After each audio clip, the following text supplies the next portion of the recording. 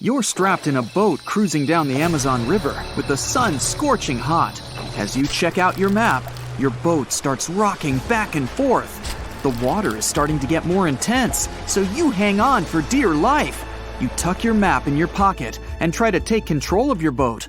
You strike some jagged rocks and duck low to avoid tree branches. Your boat strikes a large rock out of nowhere and capsizes. You're swimming in the murky green water. While you're trying your best to get ashore, your boat gets washed away. Underneath the water lies a whole new world of bizarre and dangerous animals. Candiru fish are snake-like creatures that can grow up to 16 inches long. Arapimus can weigh more than an adult male and are taller than most basketball players. They're the biggest freshwater fish in South America. They have a hybrid gill system that forces them to pop up to the surface every 5 to 15 minutes to breathe in oxygen for their large swim bladder.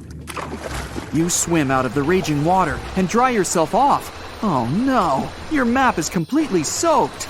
There's no way you can get to your destination without it. You venture into the thick rainforest, shoving the branches and leaves away. As you get deeper, you notice something on a tree. It's barely moving, but it's got sharp claws and a raggedy coat.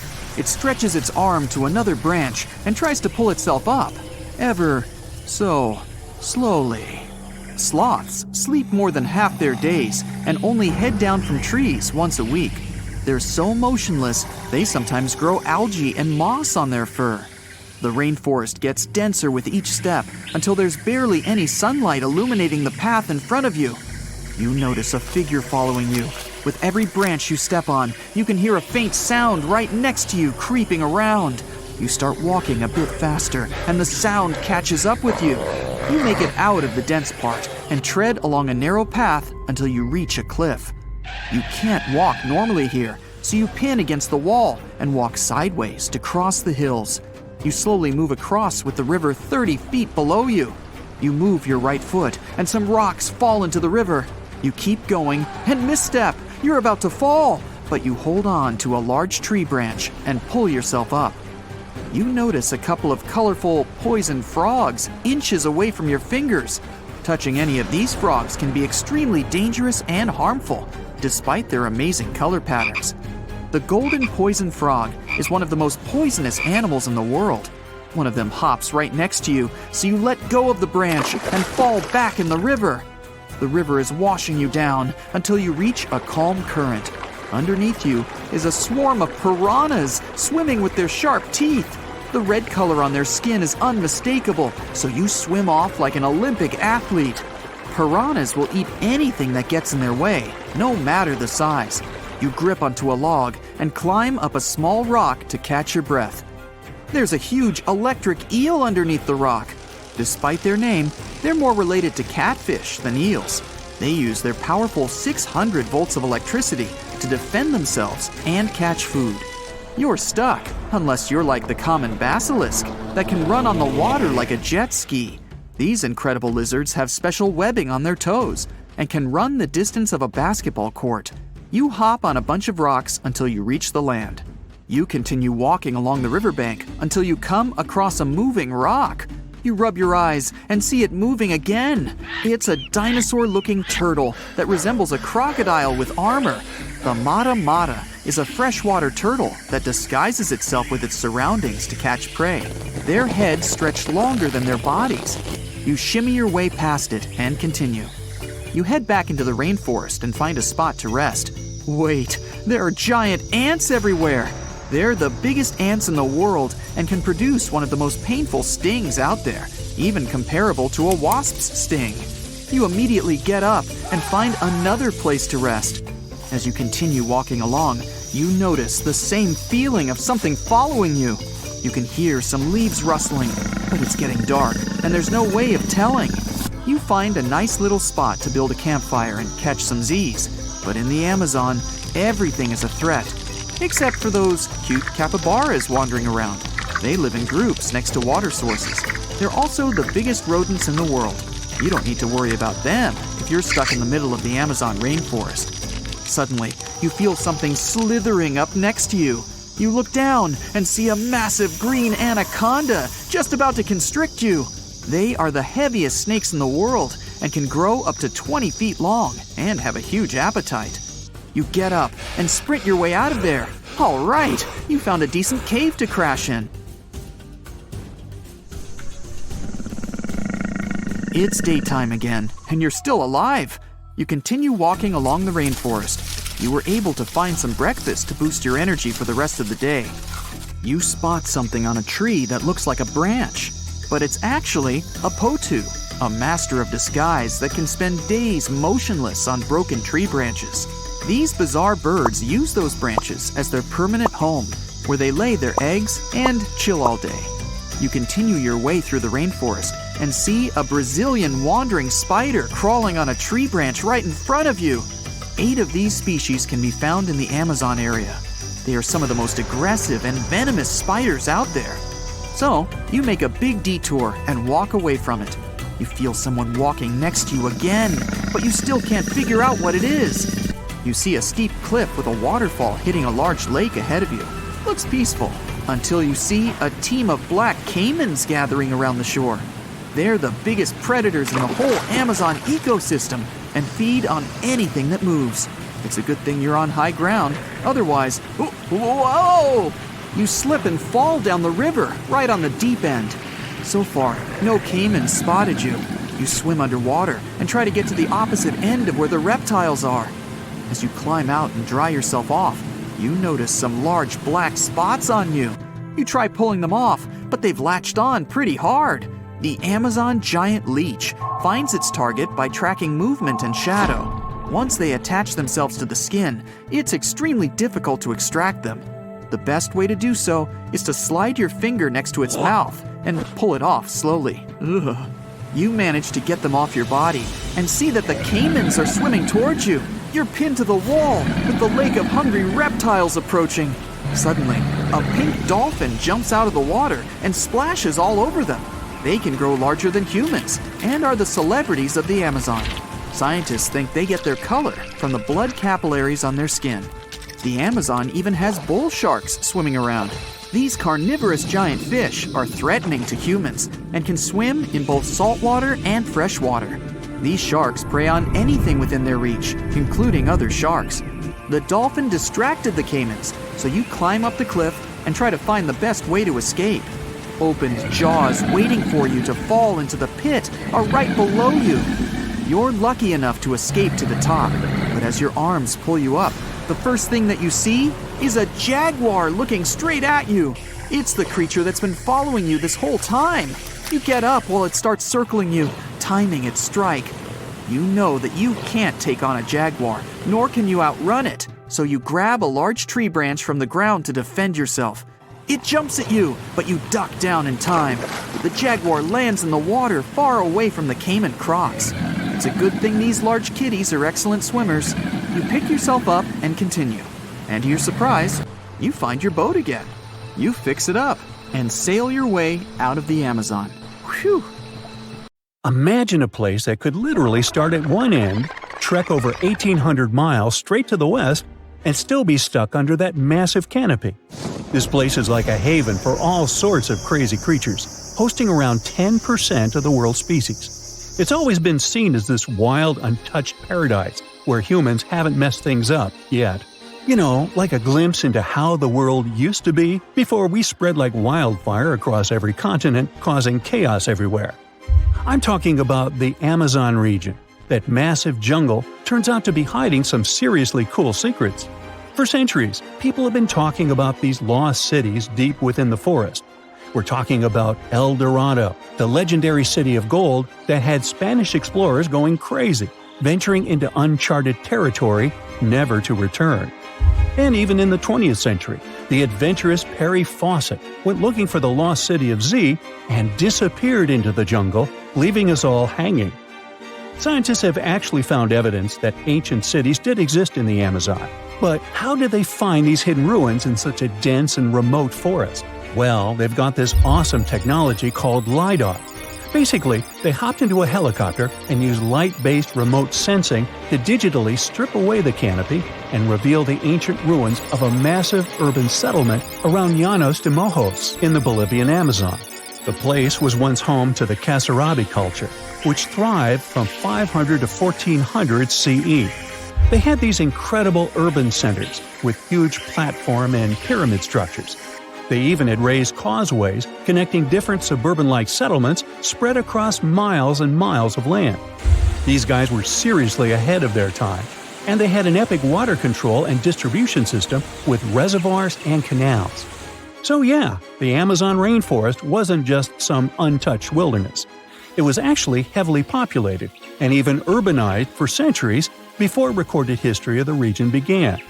But the thing is, a bunch of people turned a blind eye to the fact that there were actually some pretty cool architectural sites lurking around here that totally deserve some exploring. Scientists predict that in the next 10 to 20 years, we're going to uncover a ton of these cities, and some might even be bigger than the ones we're talking about here. Michael Heckenberger, an anthropologist with the University of Florida, points out that we've seen some similar settlement features, like moats and causeways, in other parts of the ancient Amazon. This new research reveals something totally mind-blowing. Past examples of urbanism in the Amazon were more like groups of villages connected together, not quite what we'd call urban. You see, they were missing those fancy larger centers with their grand architecture and stuff. But guess what? Llanos de Mojos has got them. This place is the real deal when it comes to a fully urbanized Amazonian landscape. So, in the Llanos de Mojos region, a bunch of ancient settlements have been found. These were home to the Kasarabi people, who were all about hunting, fishing, and farming maize. We're talking about hundreds of sites, spread across 1,700 square miles. But these sites were so remote and hidden in the tropical forest that it was like trying to find a proverbial needle in a haystack. A team of archaeologists weren't going to let that stop them, though. They decided to take to the skies and use some fancy LiDAR mapping technology. Just imagine an aircraft flying over the area, shooting out a bunch of infrared beams. These beams hit the ground and bounce back, giving us the distance to different objects. It's like creating a super detailed map from above. Using computer software, these genius scientists were able to strip away the trees from the images, revealing the Earth's surface and all the ancient archaeological goodies hidden beneath. And boy, did they strike gold. They found a whopping 26 unique sites, including 11 that nobody even knew existed before. So what about these 26 super cool sites? Among them, we've got Landivar and Kotoka, which are like these huge urban centers. And get this, we already knew they existed, but the new maps revealed they cover 1.5 and 1/2 square miles respectively. These centers are surrounded by moat and rampart fortifications, like something out of a medieval castle. And they've got all sorts of crazy stuff inside. We're talking artificial terraces, massive earthen platform buildings, and pyramids that reach over 70 feet tall. All these epic buildings are actually facing the north-northwest. It's like they were trying to align themselves with the cosmos or something. This kind of cosmic worldview can be found in other ancient sites in the Amazon too. Now, let's take a bird's-eye view and strip away all those pesky trees. We can see these two centers in all their glory, and they're actually connected to a whole network of settlements through a bunch of causeways. Picture it like spokes on a wheel, stretching out for miles. Canals also stretch out from these main centers and connect to rivers and Laguna San Jose. It's like they had their own water delivery system going on. These ancient guys totally reshaped the whole landscape with their crazy cosmology. The only bummer is that their impressive architecture was made from mud brick. While it looked amazing back then, it just wasn't as durable as the limestone used by the Maya. What happened to the Kasarabi and their settlements is still a big mystery. But based on dating at the sites, it looked like they disappeared around 1400 CE, way before Europeans arrived in the Amazon. One theory is that a massive drought hit the region and messed everything up. The researchers found these massive water reservoirs at various sites, which is pretty interesting, considering how rainy the Amazon is known to be. Who knows if they were for drinking water or farming fish and turtles? But hey, severe droughts have happened in the past, and it only takes a couple of bad harvests to make people pack up and move on. What's even more interesting is that these communities thrived in the same area where this guy Fawcett we mentioned before went missing while searching for his lost city of Z. Maybe he was onto something after all. This is how it was. Fawcett stumbled upon this super cool document called Manuscript 512 at the National Library of Brazil. It's believed to have been written by a Portuguese explorer. Now, according to this document, back in 1753, a group of explorers discovered the remains of an ancient city. It had arches, a statue, and even a temple with hieroglyphs. But the document didn't spill the beans on where this city was located. So Fawcett got all hyped up about finding this city and made it his secondary mission after his main goal of finding something called Z. At one point, he had to come back to Britain to run some errands, but in 1920 he decided to give it another shot. Fawcett went on a personal expedition to find the city, but it was unsuccessful. 5 years later, Fawcett, his son Jack, and their buddy Raleigh Rimmel disappeared in the Mato Grosso jungle. Some researchers think that Fawcett might have been influenced by info he got from indigenous folks about this place called Cujicagú. Turns out Cujicagú was discovered by Westerners in 1925, and it had the ruins of 20 towns and villages. Up to 50,000 people might have lived there. And get this, the discovery of other earthworks in southern Amazonia totally supports Fawcett's theory. In 2005, an American journalist wrote an article about Fawcett's crazy expeditions and discoveries. He called it The Lost City of Z. Catchy, right? Well, in 2009, he turned that article into a book with the same name. And in 2016, the super talented writer-director James Gray made it into a movie. Now, here's where things get a bit sad. The Amazon region is changing rapidly. Farming, ranching, and energy production are changing this incredible place. And guess what? Those untouched areas with ancient relics won't stay untouched for long. It's a race against time to document and preserve what's left of our past before it's lost forever. Sing with me. Under the sea, darling, it's better. On where it's drier, take it from me. Okay, I know these are not the correct lyrics to this famous Disney song, but hear me out. The deep sea is not all about singing mermaids and dancing crabs. It's actually filled with monster-like creatures that'll give you nightmares. So, if you're ready to meet them, grab your scuba gear and let's dive into the deep, mysterious waters to discover their fascinating and scary world. With its menacing appearance, one could call this fishy the vampire of the sea.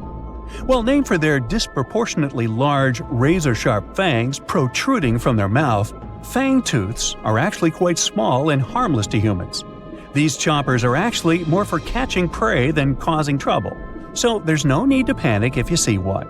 And you'll be even more relieved to know that it's kind of unlikely for you to come across a fangtooth, since they are among the deepest living fish. A regular day in the life of a fangtooth looks like this. By day, they prefer to remain in the gloomy depths. Me too, fishies, me too. It's only towards the evening that they migrate toward the surface to have a feast under starlight. Ah, how romantic. And by daybreak, they return to the deep. What a chill schedule, am I right? So, as you can tell from their daily routine, fangtooths are among the more active deep-sea fishes. And by that I mean they seek out their food rather than just sitting and waiting. And thanks to their oversized teeth and mouth, hey, I can relate, they're able to attack prey that are even larger than themselves, which is very important in the very large, food-poor deep sea. Fitting to their environment, common fangtooths are dark-colored, either solid brown or black. And unlike most deep-sea fishes, they do not have light-producing organs or cells to communicate with each other or to attract their prey. Instead, they rely heavily on their sense of smell, in addition to making use of even the slightest bit of sunlight that makes it down to the depths. This light doesn't help them to see in any way, but it may be enough for potential prey to cast a shadow as they pass overhead, which lets fangtooths know they're around. Now here's one hilarious fun fact before we move on to the next creature. Fangtooths can never close their mouths because of their huge mouths and long teeth. But you know what? I would bet maybe $500 that my orthodontist would claim he could fix that too. Our next horrific deep-sea animal is as real as a kraken can get. Giant squid, which actually did inspire the legends of the kraken, live up to their name. The largest one ever recorded by scientists was almost 59 feet long. It also probably weighed nearly a ton. You would think such a massive animal wouldn't be hard to miss, but since giant squid live deep underwater, they are difficult to come by. Giant squid, along with their cousin the colossal squid, yep, they are different, have the largest eyes in the animal kingdom. They're somewhere around 10 inches in diameter. In other words, they are around the size of dinner plates. Peekaboo! Having such large eyes allows them to detect objects in the lightless depths of the ocean, where most other animals would see nothing. Nada, zippo. Giant squids have 8 arms and 2 long feeding tentacles that help them seize their prey. These tentacles are tipped with hundreds of powerful sharp teeth and are often double the length of their body. This helps them to snatch prey up to 33 feet away. Hey there, come a little closer. Most of what we know about giant squids come from those that floated to the surface and were found by fishermen. After years of research, it was only in 2012 that a group of scientists were able to successfully film a giant squid in its natural habitat for the first time. Yet again, the giant squid continues to remain largely a mystery due to their inhospitable deep-sea habitat. And maybe they're shy. Speaking of squids, this species is basically the space creature of the ocean. So, it's only been about 20 years since the big fin squid family was officially described by scientists, and there are still plenty of facts about them that are yet to be discovered. However, the big fin squid sightings as deep as 20,000 feet below the surface suggest that they can live deeper than any other known squid. You know what? Let's scratch the word space creature and call them the disco dancers of the deep sea to make things less scary. Because of their long, slender arms, adorned with extravagant rib-like fins, kind of make them look like they're ready to hit the dance floor. Anyway, these boogie arms and tentacles are estimated to max out at just under 30 feet. Aside from the estimations, though, the largest known big-fin squid was actually 21 feet long, with 20 feet of that being its arms and tentacles. How exactly a big-fin squid uses them is still unknown, but scientists think they like to use them to trap prey that bump into them as they hang down in the water below their body or drag along the seafloor. There are only around a dozen confirmed big fin squid sightings worldwide, so you can just relax, because the chances of you getting hugged by a big fin squid are close to impossible. But I can't guarantee anything regarding your nightmares. Now, these are not one of your regular Jaws sharks. Let's start with the most strange fact about a frilled shark. It's considered a living fossil because of its primitive anatomic traits. That actually makes more sense once you learn that this species has been around for 80-some million years. So I have both good news and bad news. Frilled sharks live in the open ocean and spend much of their time in deep, dark waters far below the surface. However, they do feed at the surface of the ocean at night. When hunting food, they move like an eel, bending and lunging to capture their prey. And they can actually swallow it as whole, even if it is larger than their own size. This is all thanks to their long and flexible jaws, which are equipped with 300 recurved needle-like teeth. Okay, I am somewhat freaked out now. Unlike the rest of the deep-sea creatures I've talked about, frilled sharks might sometimes accidentally get caught in nets. So if fishing is your thing, beware. This telescope won't help you see the stars and the planets. With its protruding eyes and elongated body, this little swimmer looks like it's wearing a pair of underwater binoculars, hence the name the telescope fish. Found in cold, deep tropical to subtropical waters worldwide, they're known to be the species that undergoes one of the most drastic transformations in fishes. When the first larva was described in 1954, it was believed to be a new species rather than the larva of a telescope fish that were known to science since 1901. Despite the fact that they are only around 6 to 8 inches long, they're able to latch onto snacks that are bigger than their own size. That is thanks to their massive and highly stretching jaws, making up most of the size of their head. These large prey are then folded in half to fit in their expandable stomach. In 1925, scientists found a 5.5-inch long fish inside the stomach of a 3-inch long telescope fish, which they described as neatly folded. Despite all this, their cylindrical tube-shaped eyes are still the most fascinating and bizarre features of telescope fishes. Their specific shape increases light collection to help them detect their prey's weak bioluminescence even from a distance. But although their eyes are good for seeing things in the twilight, they're especially great at seeing silhouettes from below. That's why they orient themselves vertically in the water. Now, I have to admit they look kind of cute if you ask me. Sort of like uglier versions of minions. Yeah, right? It's the first day of your long-awaited trip to the Amazon forest. You flew all the way to South America. More specifically, you landed in the city of Manaus. It's the heart of the Brazilian Amazon. So far, you've traveled by air, car, and now water. You are on a tiny boat, moving through the dark waters of the Amazon River. Yes, the river is also called the Amazon. And just FYI, it's the second longest river in the world. It loses only to the Nile River in Egypt. The Amazon sprawls for an impressive 2,700 square miles, beginning in Peru and ending only when it meets the Atlantic Ocean off the coast of Brazil. To get a closer look at the forest, you decide to start by exploring it by boat. First up, you watch some piranha fishing. You can even try to catch one yourself if you like. As you may know, piranhas are carnivorous fish that inhabit the Amazon River, so it might not be your best option to go swimming in these waters. One of the most emblematic species of alligators present in the Amazon River basin is the broad-snouted caiman. It looks pretty much like a regular alligator, except for the fact that it has a yellow chin. Your guide leaves the boat and searches the water to show you a caiman up close. He also tells you of another legendary creature that lives in the dark waters of the river, the pink dolphin. Lucky you get to witness a family of pink dolphins showing their fins near your boat. They look magical from the place where you're sitting. You've probably never known dolphins can be pink, huh? After a few mesmerizing moments, you discover that the dolphin's pink color is nothing but an illusion.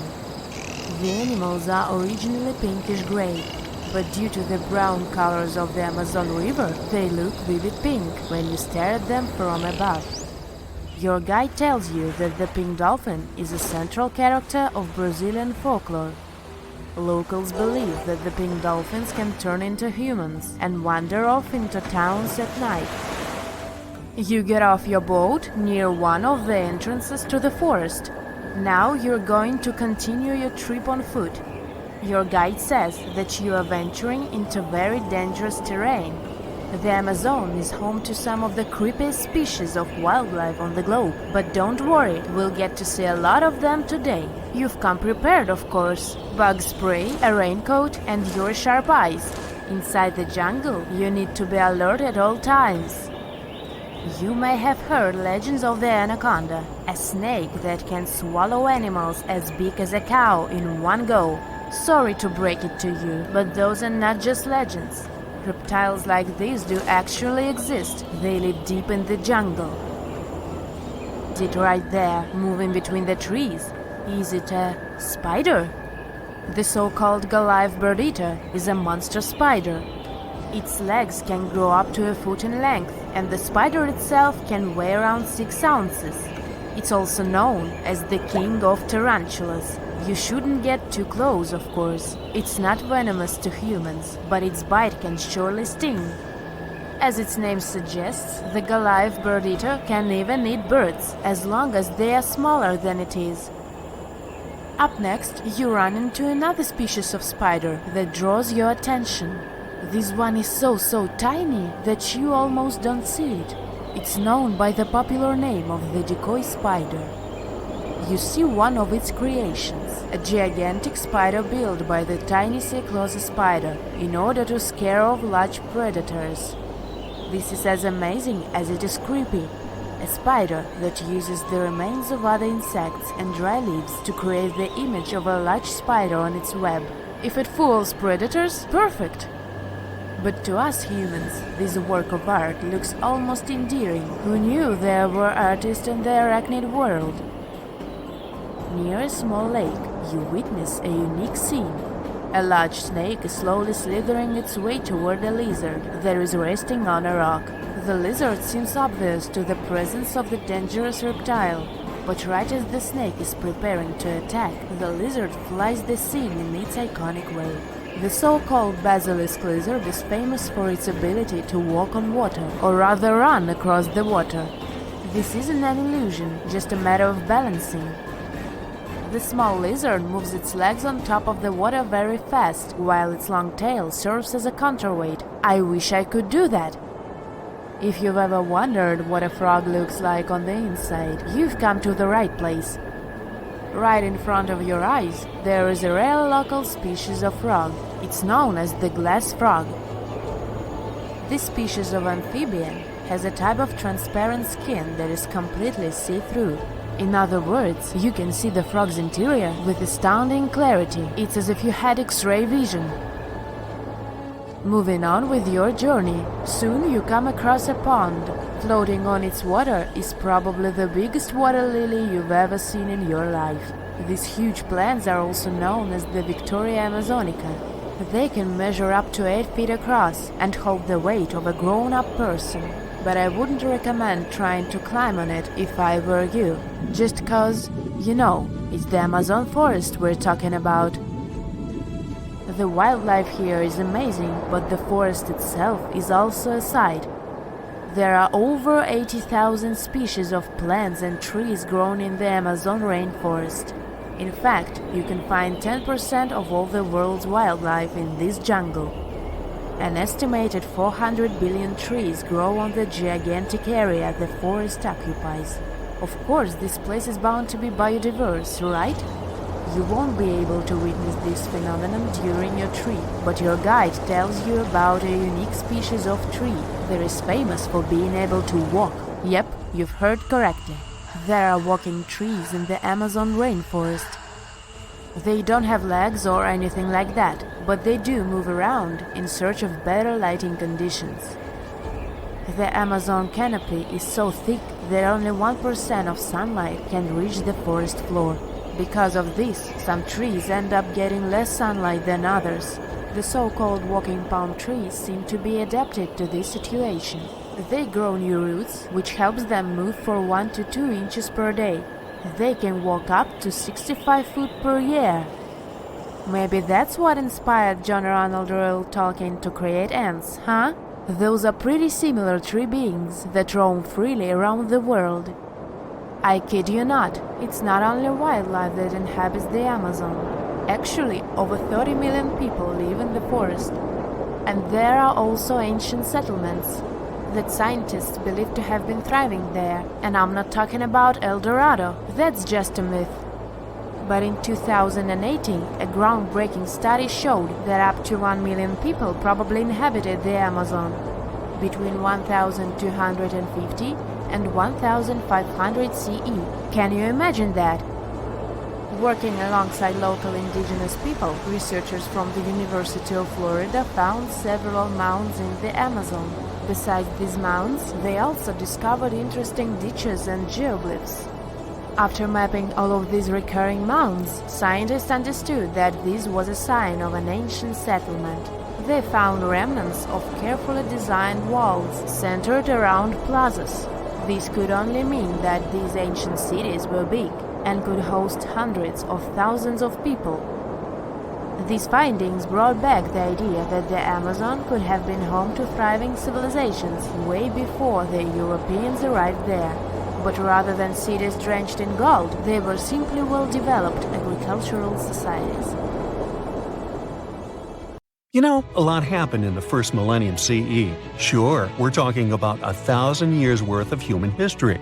If you'll remember from school, you'll know it was the time of the rise and fall of the Roman Empire. It was when humans saw the transition to the intense times of the Middle Ages. And some say it was the apex period of the Mayan civilization, all the way in Mesoamerica. But thanks to top-notch technological advancements, we can look at history a lot differently today.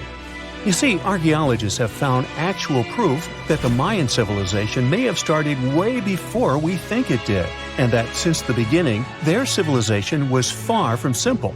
To find out more about this, you'll have to tread deep into the Guatemalan rainforests. Are you down for the ride? Rainforests are dense and difficult to access.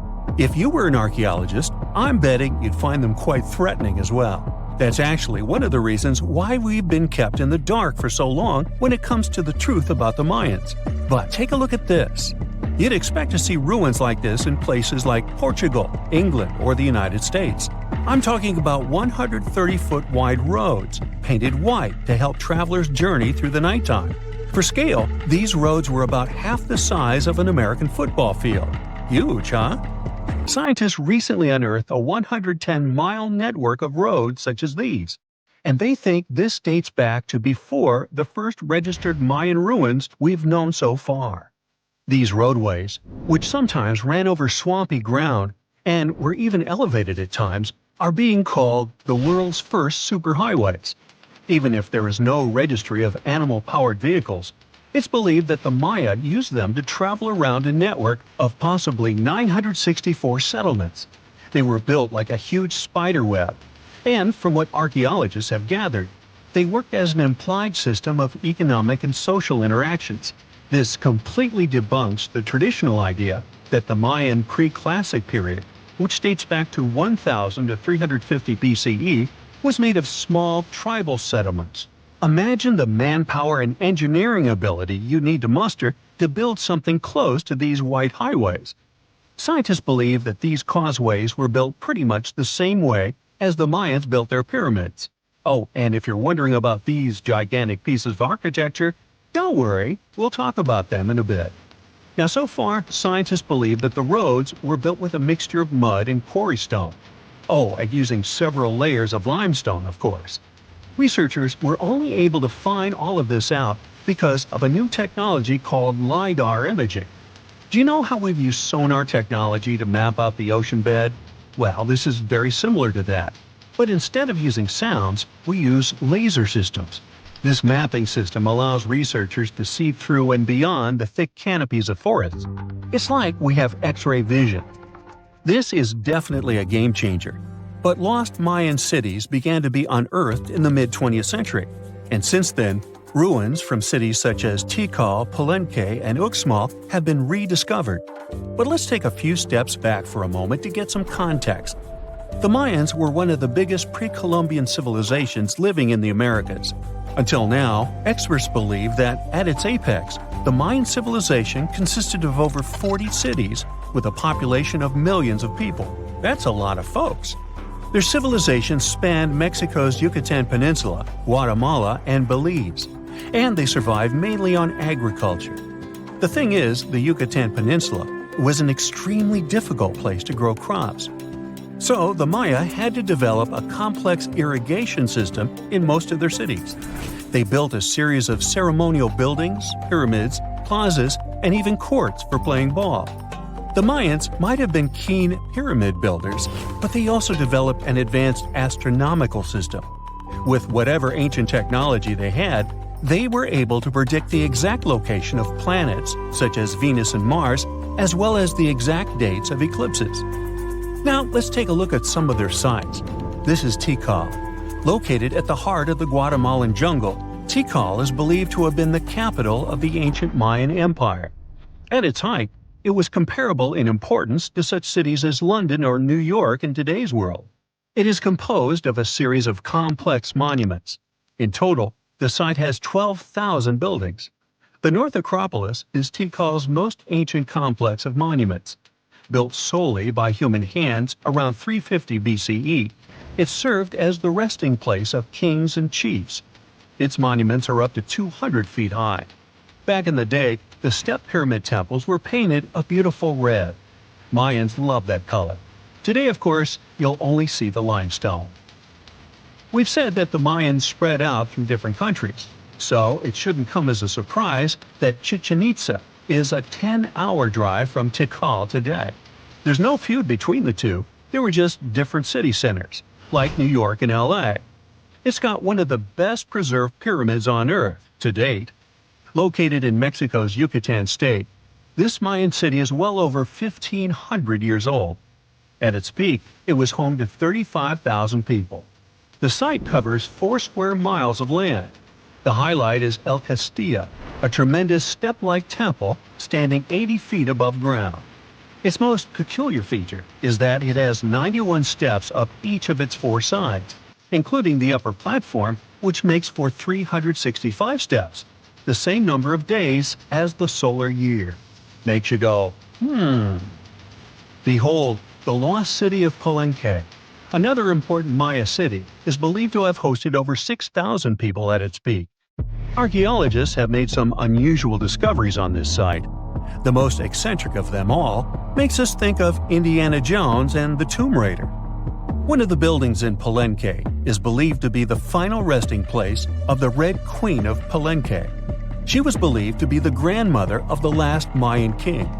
In her honor, a huge monument was built to keep her body after her passing. The discovery of the tomb itself was already thrilling. Archaeologists found an ancient monument when digging at the site back in 1994. The first they saw was a room with a hidden door. Once they opened the door, they discovered an 8-foot-long corridor. At the end of this corridor was the queen's chamber, and inside was the mummy of the queen herself. They found her to be accompanied by her pearls, jade shells, and expensive rocks. But as the team explored the remains, they saw something strange. The room was filled with a red-colored powder. Researchers knew that the color red was important to the Mayan people, but they didn't understand why the queen was buried with this unknown substance. They took a sample back with them for further analysis and discovered that the red powder was cinnabar, a very dangerous mineral. This powder, when inhaled, can cause severe health damage to a person. The team concluded that this could only be a trap for anyone trying to steal her riches. Talk about curses, huh? One thing that has always troubled researchers is the lack of evidence on the decline of this almighty empire. What could have been the cause of their demise? Was it a drought? Some disease? New research in 2017 did shed some light on this issue. Using data from a site called Ziggurats, located southwest of Tikal, scientists analyzed radiocarbon data from ceramics and archaeological excavations to extract new information about the unexpected passing of this great civilization. The information shows that instead of a sudden collapse, the Mayans most likely fell in waves of social instability and political crises. These events are believed to have deteriorated Mayan city centers and began causing the dispersion of the Mayan population. So, what's your take on the end of this story? So, imagine you're 15 and you get bored of playing video games. Instead, to pass the time, you decide to give some attention to an old hobby of yours, tracking down lost Mayan cities. You've heard that some ancient civilizations are said to have built entire cities based on constellations, so you decide to check out whether that was true for the Mayans. You find a book containing all the constellations the Mayan civilization believed to exist. You open good old Google Maps and map every ancient Mayan city discovered to date. You start seeing that this information actually matches. And truly, the biggest ancient Mayan cities correspond to the brightest and biggest stars of the Mayan constellations. Okay, this is getting interesting. You manage to map out over 100 ancient cities when you suddenly notice something strange. There's an area in the Yucatan Peninsula in Mexico where archaeologists have unearthed 2 Mayan cities. But on the constellation map, there are 3 stars. Could this mean there is a long-lost city waiting to be discovered nearby? You might think this sounds too daydreaming, but the story is actually true. The previous account happened to a Canadian teenager named William Gaddery. The boy is known as a science genius and had even won an award for the constellation theory we presented just now. When he noticed that a 3rd city was missing from the 23rd constellation he was examining, he began to scour the internet for satellite pictures that could help him solve this mystery. He looked into images from NASA, JAXA, a Japan-based satellite company, and Google Earth. These images were still insufficient to answer his questions, so he reached out to a friend inside the Canadian Space Agency. His friend provided him with state-of-the-art satellite imagery that gave him the answer he was looking for. According to the images, there is a large square area right on the border of Mexico and Belize, which looks like the remains of a city. William took the images to a remote sensing expert known as Dr. Armand Laroque from the University of New Brunswick. They studied the images thoroughly and concluded that the area could be housing 30 buildings and even a large pyramid. The scientific and archaeological community went crazy with the 15-year-old's discovery. Could this really be true? Some background. Lost Mayan cities began to be unearthed in the mid-20th century. Since then, ruins from cities such as Tikal, Palenque, and Uxmal have been rediscovered. The Mayans were one of the biggest pre-Columbian civilizations living in the Americas. They began to settle in the area as early as 1500 BCE. Experts believe that, at its height, the Mayan civilization consisted of over 40 cities with a population of millions of people. That's a crowd. And their cities were pretty interesting. Their civilization spanned over Mexico's Yucatan Peninsula, Guatemala, and Belize. They survived mainly on agriculture, so they developed a complex irrigation system in most of their cities. They built a series of ceremonial buildings, pyramids, plazas, and even courts for ball games. The Mayans were keen pyramid builders, but they also developed an advanced astronomical system. With whatever ancient technology they had, they were able to predict the exact location of planets, such as Venus and Mars, and they were able to predict the exact dates of eclipses. That's why the methodology William used to discover this long-lost Mayan city was unusual, but not completely surreal. The Mayans were keen astronomers, so it wouldn't be too strange that they built their major architectural feats in relation to the sky, would it? And they wouldn't be the first ones to be doing so. There is a famous fringe of Egyptology dedicated to studying how the Giza pyramids were built in perfect alignment with the Orion constellation, meaning that each pyramid was purposely built to align with one of the major stars of Orion's belt. According to William, he first had the idea to look at the Mayan constellations because he couldn't understand why the Mayans built their cities where they built them. Most major cities, such as Chichen Itza and Uxmal, aren't near any rivers or significant bodies of water. Instead, they're built on marginal lands and on top of mountains, which confused the 15-year-old. His next thought was that it might have something to do with astronomy. William named the new city he discovered Mouth of Fire, which is also my nickname, and he even won a merit award for his hard work. However, his theory was very much contested inside the archaeological community, and many Mayan experts worked to debunk William's findings. Some archaeologists say that constellation theories are too unscientific. Anthony Aveni, a renowned anthropologist and astronomer, referred to William's methodology as an act of creative imagination. He explained that there is no way to be sure what the Mayan constellations really were. It's all just hypothetical. Another debunking of William's findings came from Mayanist David Stewart, who said that the object identified on the satellite imagery is nothing but an old cornfield. His claim was supported by an expedition that took place near the area in 2021, when the archaeologists present reported there was nothing at all in this area. Still, a 15-year-old boy almost found a long-lost Mayan city, which is pretty exciting if you ask me. Similar techniques as those used by William are actually being used to unearth lost civilizations all over the world. According to space archaeologist Sarah Parquet, satellite imagery has been a key player in discovering ancient cities in Egypt and other places. Sarah herself spends most of her days scouring images for any sign of where there could have been cities long ago. What happens, she says, is that any time you have something buried, it's going to be covered either by vegetation, soil or sand, or some other modern construction on top of it.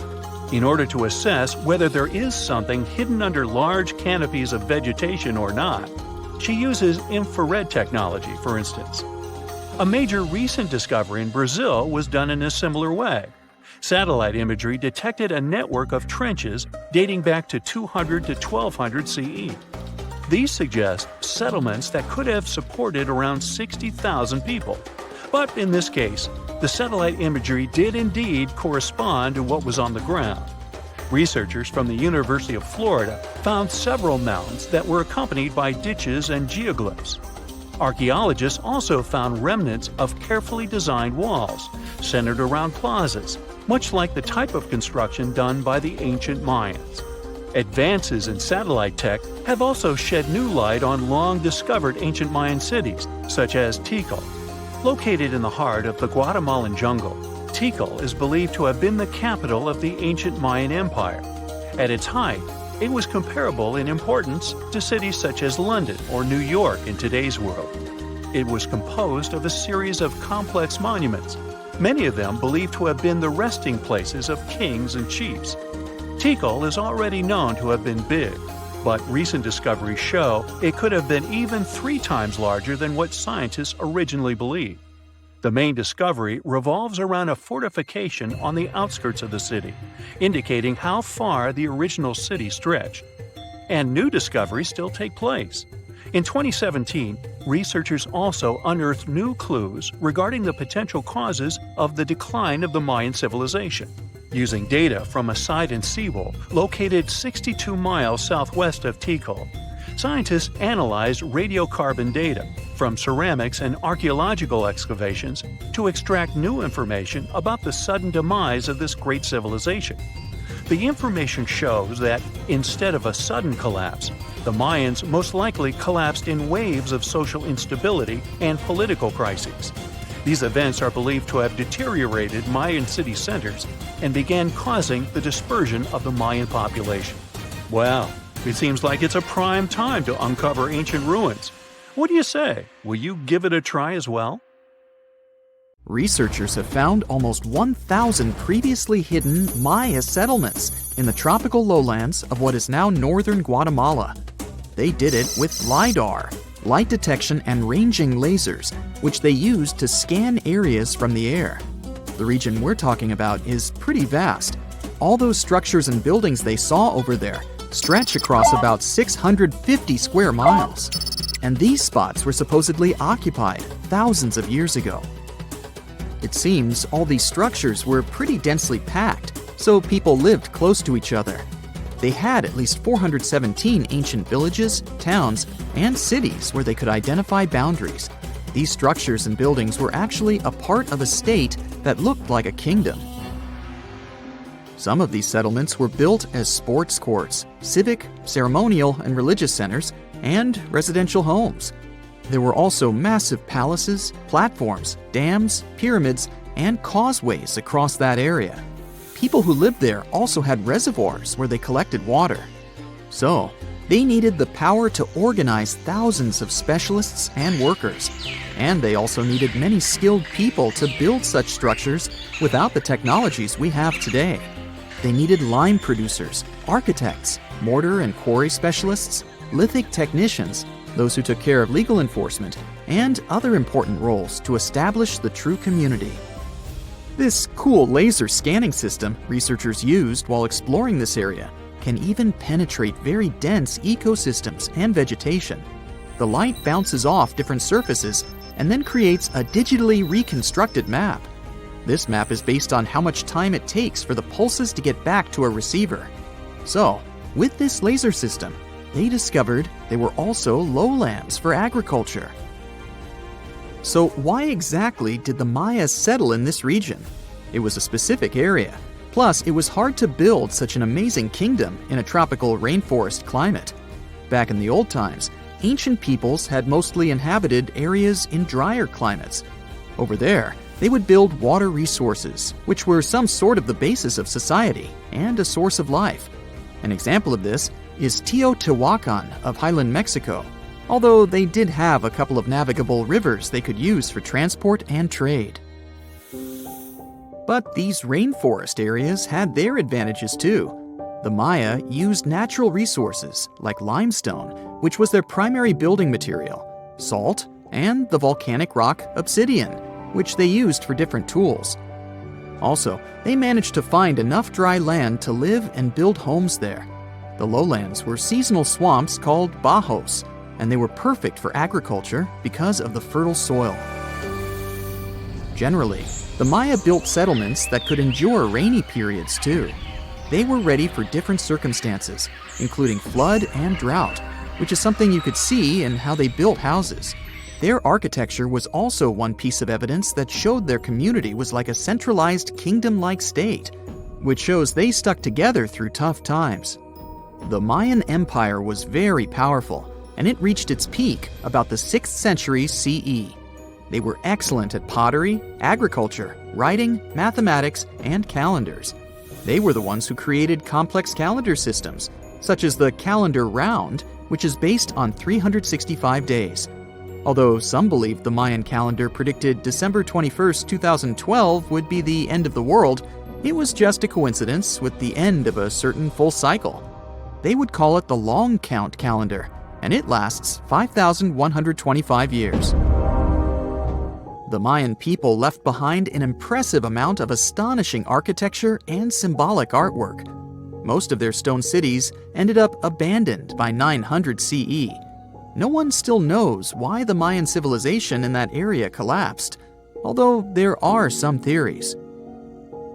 Some think that by the 9th century, these people had exhausted the resources around them to the point that they could no longer feed and sustain such a big population. Others believe some city-states didn't get along that well, so they broke down the traditional system of power they used to have. Some say it was all because of a very long period of drought. It could be a combination of all these factors, though. But one Mayan city, located on an island, even survived until the 17th century. It was long after the rest of the Mayan civilizations had been destroyed or abandoned. If you're a traveler, you might know the town by its modern name, Flores. Scientists believe about 2,000 people lived there. The earliest Maya people were farmers. They cultivated crops like beans, squash, corn, and cassava. As they had many interesting ingredients, they created hundreds of cool recipes. Many of those are still present even today. For example, in modern Mexican cooking. And especially popular are papayas, cacao, avocados, squash, pineapples, chili peppers, beans, and so on. Even though the Maya mostly practiced a kind of primitive type of slash-and-burn agriculture, there is also evidence of them using some more advanced farming methods, like terracing and irrigation. And they were big chocolate lovers. More than 3,500 years ago, the Olmecs of Mesoamerica probably turned out to be the first to realize that it takes some work for us to get such a cool thing as chocolate. But the Maya were the ones who turned it into a true form of art. Scientists found out about it when they found cacao in Mayan pottery. Their chocolate would be mixed with honey, water, cornmeal, and chili peppers. That's how you get a spicy, savory, hot chocolate beverage you can try even today in Mexico and Central America. Also, they used written language in their books. Their paper was made from fig tree bark, and using strips of that paper, they created a large library of books. Books made of this material are called codices, and 4 of these can still be found today. Sadly, many books were lost over time because of the humid climate or some human factors. The classic Maya built a bunch of palaces and temples that had a stepped pyramid shape. They decorated them with inscriptions and reliefs, which have earned them the reputation of being incredible artists of Mesoamerica. For the Mayans, flat foreheads were the most desirable thing on someone's face. They were generally really into aesthetics, and having a flat forehead was one of the main things where you could meet their highest aesthetic standard. They also liked to glam up their looks with makeup and clothing. Also, the Mayans were master tattoo artists. Actually, they were one of the first civilizations that started doing such forms of body art. They had a rich culture and believed in many things, such as fairies. Many civilizations across the globe believed in these mythical creatures, which had different names everywhere. The Mayans called those creatures aluxes. They would make sculptures of aluxes from wood or clay, take them to the forest, and hide in some secret spots. The Maya believed these sculptures would come to life during the night and take the role of guardians of their land, animals, and crops. The Maya believed caves were entrances that led to the underworld. You can even visit some of these caves if you like. For example, you can explore the jungles of Quintana Roo and Yucatan near Cancun. There are many spots where researchers found artifacts the Mayans had left behind. They were one of the first cultures that learned how to use rubber latex and make, for example, rubber balls for the many interesting games they had. They used natural latex and then probably mixed it with some other natural substances. That's how they came up with the bouncy balls they played with. They also built cool steam baths. The Maya had structures made from stone that looked like something we know today as bathtubs. Plus, they were building heated stone structures we know as sweat houses. Researchers found these in El Salvador and Guatemala, and they were previously hidden under volcanic ash. You are lost deep within the jungle in the Yucatan Peninsula in Mexico. There are strange noises all around you, and to make it worse, the sun is setting. Soon, you'll be alone in the middle of an unknown rainforest. Guess it was a pretty bad idea to come looking for El Dorado on your own, wasn't it? You keep walking as fast as you can, when suddenly, wait! What's this you're seeing? It looks like large stairways made out of stone. This definitely doesn't look natural, so you take a picture. Maybe you didn't strike gold, but you might have just found something relevant. Congratulations, you found Ocomtun, a long-lost Mayan city, hidden 37 miles into the jungle. The name literally translates to stone column. Stone was probably in at the time, so these guys used a lot of it to build their pyramids, houses, and even ball courts. If you ever thought that Europeans invented ball games, think twice. Mayans love to play ball games for recreational purposes. Ocomtun is part of a series of other long-lost Mayan cities that are being discovered with the help of new technology nowadays. We'll talk more about the other ones in a jiffy. Perhaps the biggest surprise of this one is that it was surrounded by wetlands, which is why the city was built on high ground. The city was monumental, covering an area of over 120 acres. That would be as big as 90 football fields right next to each other. Scientists have found proof that Ocomtun had pyramids of up to 49 feet high, and that it was likely an important social hub between 250 and 1000 CE. This is definitely a game changer. But lost Mayan cities began to be unearthed in the 19th century. Modern technologies, such as LiDAR imaging, help archaeologists see through dense canopies of the forests. This means that people don't really have to risk getting lost in the tropical jungle like you did at the beginning of this video. LiDAR works sort of like an X-ray. It sends out laser beams that can detect any signs of ruins or ancient constructions. According to space archaeologist Sarah Parchak, satellite imagery has been a key player in discovering ancient cities in South America, Egypt, and other places. Sarah herself spends most of her days scouring images for any signs of where there could have been cities long ago. She says that more often than not, what happens is that ruins are covered by vegetation, soil, or sand, which makes them super tricky to find. But thanks to these awesome tools, scientists also made the huge discovery of ancient Mayan causeways, which spread throughout old Mayan territories. I mean, take a look at these roadways. You'd expect to see ruins like this in places such as Portugal, England, or the United States. I'm talking about 130 feet wide roads painted white to help travelers journey through the nighttime. Scientists recently unearthed a 110-mile network of roads such as these, and they think this dates back to before the first registered Mayan highways we've known so far. These roadways, which sometimes ran over the swampy ground and were even elevated at times, are being called the world's first superhighways. Even if there is no registry of animal-powered vehicles, it's believed that the Maya used them to travel around a network of possible 964 settlements. They were built like a huge spiderweb, and from what archaeologists have gathered, this huge system of roads worked to connect a big system of economic and social interactions between Mayan cities. This completely debunks the traditional idea that the Mayan pre-classic period, which dates back to 2000 BCE, was made of small, tribal settlements. Imagine the manpower and engineering ability you need to muster to build something close to these white highways. Scientists believe that these causeways were built pretty much the same way as the Mayans built their pyramids, with a mixture of mud and quarry stone. Oh, and using several layers of limestone to make them white. That's pretty cool, right? But let's take a few steps back for a moment to get some context. The Mayans were one of the biggest pre-Columbian civilizations living in the Americas. Until now, experts believe that at its apex, the Mayan civilization consisted of over 40 cities with a population of millions of people. That's a lot of folks. Their civilization spanned Mexico's Yucatan Peninsula, Guatemala, and Belize. And they survived mainly on agriculture. The thing is, the Yucatan Peninsula was an extremely difficult place to grow crops.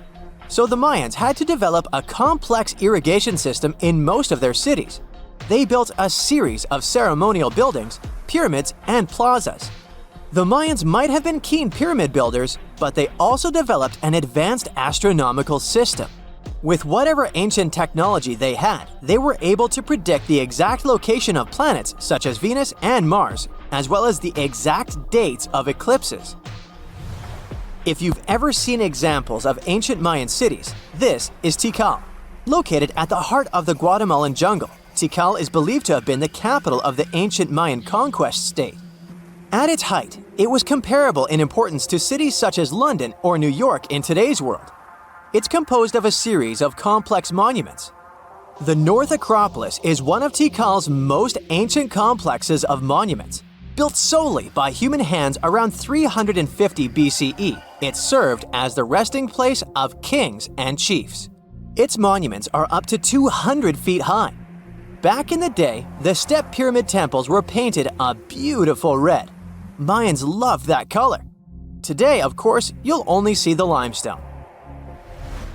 Then there's Chichen Itza. It's got one of the best preserved pyramids on Earth to date.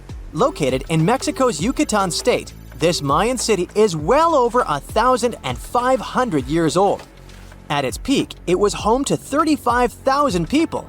The site covers 4 square miles of land. The highlight is El Castillo, a tremendous step-like temple standing 80 feet above ground. Its most peculiar feature is that it has 91 steps up each of its 4 sides, including the upper platform, which makes for 365 steps, the same number of days as the solar year. You can see that these folks were a pretty big deal, huh? That's why nobody can really understand what happened to them. There's a big lack of evidence on the decline of this almighty empire. What could have been the cause of their demise? Was it a drought? New research in 2017 did bring some new discoveries into the mix. Using data from a site at Ceibal, located at southwest of Tikal, scientists analyzed radiocarbon data from ceramics and archaeological excavations to extract new information about the unexpected demise of this great civilization. The information shows that instead of a sudden collapse, the Mayans most likely fell in waves of social instability and political crises. These events are believed to have deteriorated Mayan city centers and began causing the dispersion of the Mayan population. It's hard to pinpoint the exact causes, though. But hey, recent discoveries are shedding a big light on humanity's past. Not only about the Mayan Empire, but about other long-lost civilizations of South America. A major recent discovery in Brazil was done using satellite imaging technology and is also shocking scientists.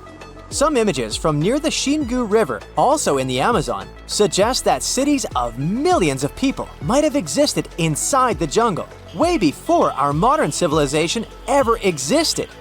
I mean, if this doesn't shock you, I don't know what will.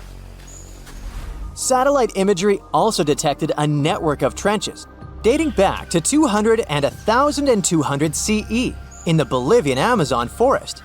These proofs suggest settlements that could have supported around 60,000 people right in the middle of the Amazon forest. When researchers from the University of Florida went on ground to check the satellite information, they were shocked to find several mounds that were accompanied by ditches and geoglyphs. Archaeologists also found remnants of carefully designed walls centered around plazas, much like the type of construction done by the ancient Mayans.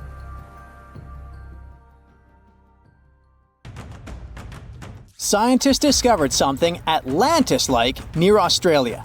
There used to be an entire continent that's now underwater. Here's what happened to it. Around 70,000 years ago, during the last ice age, there was a huge landmass called Sahul. It was located in the southwestern Pacific Ocean. This ancient supercontinent connected what we now know as Australia, New Guinea, Tasmania, and the Aru Islands into one giant piece of land. Imagine lush tropical rainforests surrounded by beautiful mountains. Sahul's tallest mountains were in the New Guinea highlands, with peaks reaching over 13,000 feet. This beautiful place was home to a variety of unique animals, most of which were pouched creatures. But back then, they weren't just koalas and kangaroos. Sahul was filled with different types of grazers, burrowers, scavengers, and predators. It was home to a huge diprotodon, a powerful hunter Thiosolio, and a horrifying Megalania, a creature that's much larger than any living lizard today. It was a unique place because the rest of the world was filled with placental animals at the time, like wolves, elephants, and humans. In Sahul, the only normal mammals were bats and rodents. But not all its parts were the same. The Timor, Arafura, and Carpentaria regions were covered by hot savanna and dry forests. It looked kinda like modern Australia, hot air deserts with scrubland, steppe, and temperate forests along the eastern coast. Back then, people were migrating all across the world. They made an incredible journey from Southeast Asia to Sahul and first arrived here from 60 to 45,000 years ago. They mostly traveled by foot and crossed the sea using bamboo rafts and simple boats.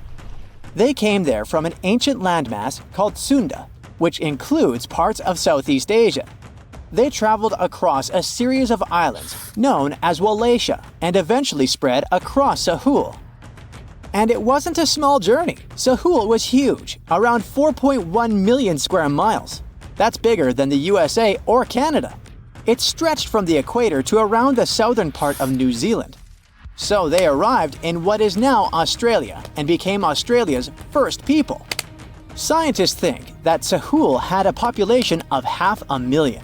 We've discovered cave paintings that date back around 40,000 years. It's a hunting scene depicting an anoa, or miniature buffalo, facing figures of humans and animals. Researchers are trying to figure out how these early settlers moved across Sahul and where we might find archaeological evidence of their journey. To do this, they created a landscape evolution model. The simulation showed how Sahul changed between 75,000 and 35,000 years ago. It showed potential migration routes and archaeological sites. Humans likely traveled along coastlines and rivers. But how did Sahul get submerged off the coast of Australia, similar to the mythical Atlantis? During the last ice age, much of the Earth's water was locked up in large ice sheets and glaciers. The sea levels were much lower than they are today. After that, the global temperatures increased. The ice sheets melted and the sea levels rose, flooding the land bridges that once connected different parts of Sahul together. About 8,000 years ago, New Guinea separated from mainland Australia, and then, about 6,000 years ago, Tasmania did the same. We still can explore the underwater parts of Sahul thanks to new technology. Divers explore and collect samples directly from the ocean floor. Underwater drones can go to places that are too deep or dangerous for humans to explore. And with sonar mapping, scientists use sound waves to create maps of the ocean floor. It's like using an echo to see what's underwater. The sound waves bounce off the seabed and come back, helping us create a picture of what it looks like. Deep underwater, archaeologists have found stone tools and other artifacts. They also discovered fossils of animals like Diprotodon and Thylacoleo. By studying the underwater terrain of Sahul, they learned about the ancient rivers, lakes, and coastlines that existed during the Ice Age. But Sahul isn't the only underwater continent. Sahul isn't the only hidden gem of Southeast Asia. Take Sundaland, a place made up of Sumatra, Java, Borneo, and some other islands. This place was crazy huge during the Ice Age, but now almost fully underwater. Almost, but not entirely. The parts above the ocean are teeming with life. If you like birds, check this place out. It has almost a fifth of the world's bird species. You can spot colorful birds like the Java hawk eagle and the Bali starling among the lush forests. It's also a home to a fourth of Earth's fish species. Sundaland's waters are a haven for marine life, even the most exotic animals like the Asian arowanas. It's also a treasure trove of flowers. That's where you can find Rafflesia and Titan arum, the world's largest flowers. This makes it very similar to Zealandia. Zealandia is a long, narrow piece of land about half the size of Australia. It broke from Antarctica about 100 million years ago. Just like Sundaland, it isn't fully underwater. 7% of it stayed above sea level. This sticking out little piece is what we now call New Zealand, along with Stewart Island and some smaller islands. These pieces of Zealandia are lush and warm. They're packed with volcanoes, mountain ranges, beautiful natural geysers, and hot springs. Local people, Maori, use these hot springs for cooking. People place corn, eggs, and vegetables in baskets and lower them directly in the hot springs. Sometimes they cook food in a pit oven using heated rocks. Another hidden world is known as Argoland. This mysterious landmass was once part of Australia, back when dinosaurs chilled around. It drove scientists crazy for decades. They knew it existed because it left a huge stretch on the ancient seafloor, the Argo Abyssal Plain. About 155 million years ago, it broke off from Australia, saying bye-bye. The continent drifted somewhere north, and when it reached Southeast Asia, it just vanished. Scientists had no idea where it went, but recently they finally found its remains. Turns out, poor Argoland's lower parts started drowning into the Sunda Trench, a horrifyingly deep oceanic pit. The Earth's crust sunk into the mantle. Meanwhile, the upper parts of Argoland were pushed upward, grabbing the younger rocks on land. Because of this, Argoland broke apart into a bunch of smaller pieces. These pieces formed parts of Borneo, Java, Sulawesi, and other regions. The remains are buried under Indonesia and Myanmar. Imagine a colossal landmass the size of Greenland, Greater Adria. Its journey began about 240 million years ago when it broke away from the supercontinent Gondwana. It started moving north, and after 100 million years of enjoying the warm seas, it suddenly crashed into Europe and shattered into pieces. Most of these pieces went deep into the Earth's mantle, but some were scraped off and became part of mountain ranges like the Alps. Today, the remnants of Greater Adria are scattered across more than 30 countries, from Spain to Iran. That's why they're hard to look for. Seychelles was also once part of Gondwana. Yep, these idyllic islands are sitting atop of the ancient continent. We know a lot about it because of its fascinating granite outcrops. 100 years ago, Alfred Wegener discovered continental drift, but no one believed him. These granite outcrops helped him prove that he's not crazy and that tectonic plates really are moving. The Seychelles broke off from India and Madagascar and eventually became a sad loner in the Indian Ocean. This probably happened because of some insanely active volcanoes in the Deccan Traps. But now the islands are home to unique species both on land and in the coral reefs nearby. Mauritius broke off from India after the dinosaur wiping. Along its journey, it stretched into a long ribbon-like shape and also broke into pieces. Now it's all scattered beneath the Indian Ocean. Scientists stumbled upon this lost land by studying tiny ancient crystals called zircons. These zircons are like time capsules. They date back an astonishing 660 million to 2 billion years. That's even older than Mauritius itself. These ancient crystals hinted that there's another Atlantis somewhere nearby. Turns out there are hidden continents all around the world, and maybe we'll discover more of them in the future. This tourist destination has the highest entrance price of all. It could cost you your life. Those who spend over 16 hours in the death zone, and it is the official name of the most dangerous area on Mount Everest, risk never returning home. Those who endure 48 hours there will almost certainly never see their families again. The altitude in this region is over 26,000 feet, and winds can reach speeds of 62 miles per hour, sweeping everything, including you, off their path. Only one person has stood tall in this hostile environment for 90 hours. There was a bit of cheating involved, as it was with supplemental oxygen. Yep, the precious O2 gas is extremely scarce there. Without this vital resource, the maximum time someone can survive is about 21 hours. A record set by this guy. Yeah, he was tough. He reached the Everest peak 10 times. His fastest ascent took slightly under 17 hours, but Pemba broke his record, ascending Everest in 8 hours and 10 minutes. However, these accomplishments are not feats for the average Joe. These record holders have, in a sense, won a genetic lottery. Both are Nepalese Sherpas, hence the names. Sherpas are native to the mountains and have evolved a natural resistance to high-altitude living.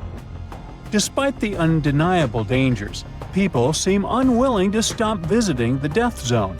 Since the establishment of climbing records, over 300 people have lost their lives there. Last year alone, 18 people perished, and as of July 2024, the death zone has claimed 8 lives. Now, as creepy as it may sound, the death zone on Mount Everest resembles a graveyard. The challenge lies in that of recovering a body from this perilous location costs families a fortune. Oxygen alone, which is necessary to descend a body, can amount to as much as 20 grand. This may seem far-fetched, but the operation requires 12 people, each needing an oxygen cylinder that costs around $400. So, do the math. And it's not just the oxygen. Imagine the other expenses summed up. Still, it's not only the money. The retrieval process is fraught with danger for those tasked with it, causing many private companies to decline such requests. Recently, authorities managed to recover 4 bodies and a skeleton from the treacherous area. While not all of them have been identified, one body belonged to an individual who passed away in 2017, remaining in the death zone for 7 years. El Caminito del Rey in Spain, Maluga, may look like child's play compared to Everest death zone, as reportedly it has only claimed 6 lives. But still, this is eerie. Imagine you're standing on an old piece of wood some people dare to call a walkway that seems to be about to fall apart. You can't really move freely on it, as it's just 3 feet wide, and if you look down, you'll see nothing but a river 330 feet below you. You may want to sarcastically call it an engineering wonder, but in reality, it really is. Look, it seems like this walkway was glued to the side of a cliff. The tools and technique used to build it were quite rudimentary and unsafe, which is not surprising. The pathway is over a century old. If you're wondering how it was built without any machinery we have today, let me explain. The poor builders just hung off the side of the mountain using ropes.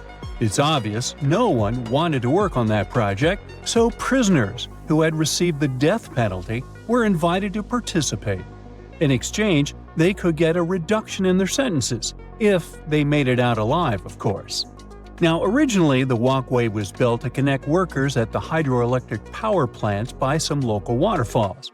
You know, just a little bridge to help them cross while transporting materials and keeping things in check at the channel. The construction kicked off in 1901 and wrapped up by 1905. The walkway was famously crossed by King Alfonso XIII in 1921 during the inauguration of a dam. This pathway has seen some rough times by the early 2000s and was partly closed for over a decade. 4 years of renovations and €9 million later, it burst back onto the scene in 2015. It has gained a reputation as the world's most dangerous walkway due to a couple of tragic accidents in the late 90s. Now, you can stroll along a 1.8-mile path that hugs the edge of the gorge. Hey, remember I told you this caminito only took 6 lives? Forget it. Nobody knows how much it really was. Alright, the next cliff destination may seem totally safe at first glance, but it's all about a very particular activity performed there. It's definitely not as high up in the sky as El Caminito del Rey, only soaring 89 feet, but this cliff is meant to jump from, and people actually do that. Now, if you were to take a watermelon and give it a dramatic drop into the water below, you'd end up with a spectacular crimson splash of watermelon juice, looking like a crime scene.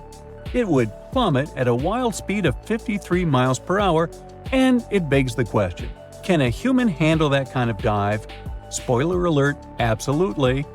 Welcome to Red Bull cliff diving, where brave athletes take the plunge from heights equivalent to an 8-story building. But before you think about trying this for kicks, let me tell you, it takes serious fitness to pull it off. The better your shape is, the better your dive, but it's also all about your peepers. Your eyes become your ultimate navigation system as you make that fearless leap. Fearless? The impact is no joke. If you dare to jump, you'll feel around 5 G-force on impact. For comparison, when you're on a commercial flight, even during the craziest turbulence, you rarely feel more than 1.3 G-force. But when you dive from a cliff, your heart's working overtime, and that 5 G-force can leave you lightheaded in no time. Your brain starts to feel a bit oxygen-starved, and before you know it, you could black out in a few seconds. All that blood suddenly rushes to your head, your face puffs up, and your lower eyelids practically cover your eyes. This phenomenon is called red-out, because all you see is a bright glow through those squeezed-shut eyelids. Yeah, that sounds like fun.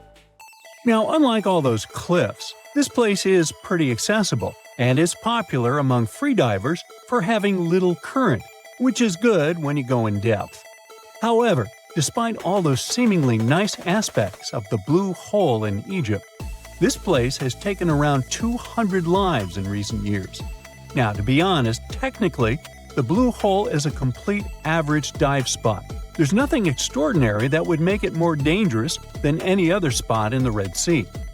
However, diving through the arch at the Blue Hole is no joke. It's a tricky submerged tunnel that has seen its fair share of accidents. While there's no official count of how many have lost their lives here, one source estimates that around 130 divers perished there between 1997 and 2012. That's more than 8 each year. Some say the number could be as high as 200, including a few snorkel-related accidents not tied to the arch dive. To help keep things safe, Egyptian authorities placed a police officer at the Blue Hole who make sure divers are with certified guides who know the ropes.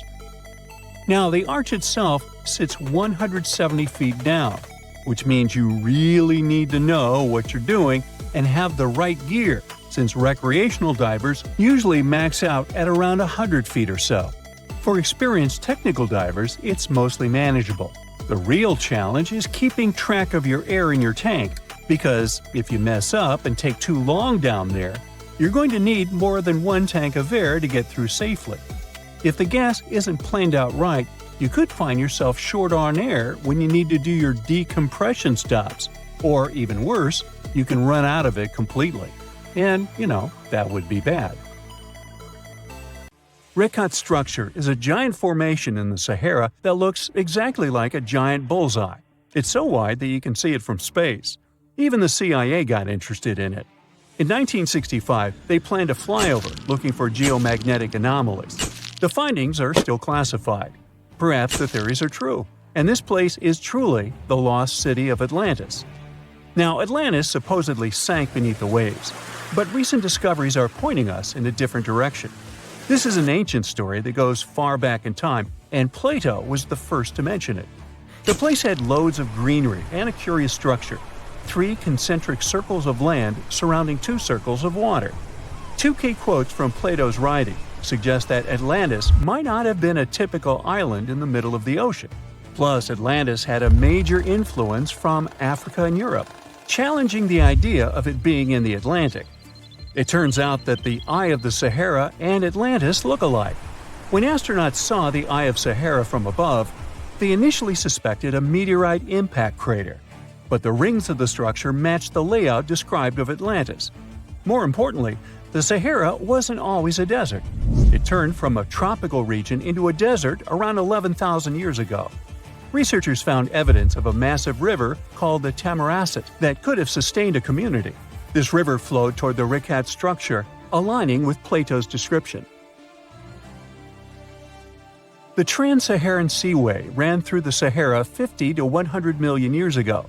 The sea allegedly destroyed Atlantis around 11,500 years ago, likely due to a rapid rise in sea level caused by the end of the Ice Age.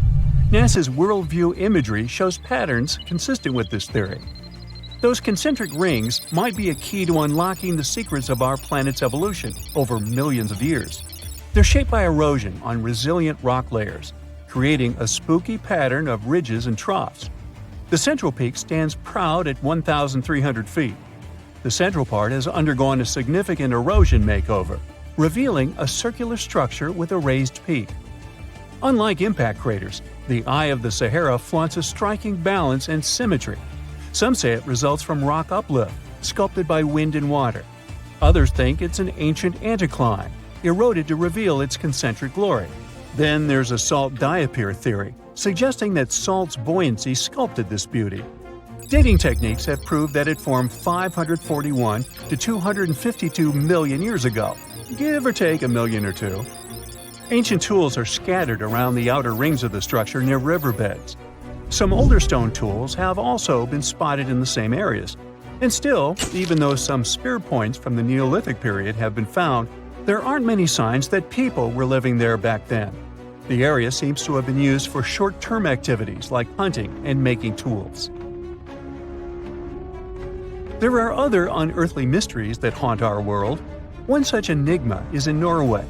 The ominous Hessdalen light phenomenon, also known as the Valley of Lights, leaves scientists confused. This valley is 10 miles wide. It's quite isolated, but a peculiar blue box sits high on the hillside, equipped with cameras scanning the valley. The unsettling saga began in the 1980s, when the night sky over Hessdalen erupted with burning fireballs, a recurring spectacle that sent shivers down the spines of those who witnessed it. This wasn't a fleeting occurrence, rather it became a regular thing. Terrified locals reported encounters with these unexplained luminous phenomena, some of which happened near their homes. Unease spread like wildfire. At its peak, there were about 20 sightings every week. The phenomenon made its way into newspapers, magazines, and media worldwide. Soon, people flocked to the valley, hoping to see the lights themselves. In 1984, experts joined the fray, armed with sophisticated instruments like magnetometers, radiometers, and other ometers. What they encountered was mind-bending, lights that defied explanation. Some moved at a leisurely pace, while others raced through the sky at an astonishing 19,000 miles per hour. People tried to explain these lights: airplanes, distant reflections, ball lightning, satellites, planets, meteors. But the speed and how these lights danced ruled out all those theories. We're slowly approaching another mysterious place. This is the greatest subglacial lake among Antarctica's 675 known lakes. It can easily hide unknown life forms. This lake is beneath the East Antarctic ice sheet.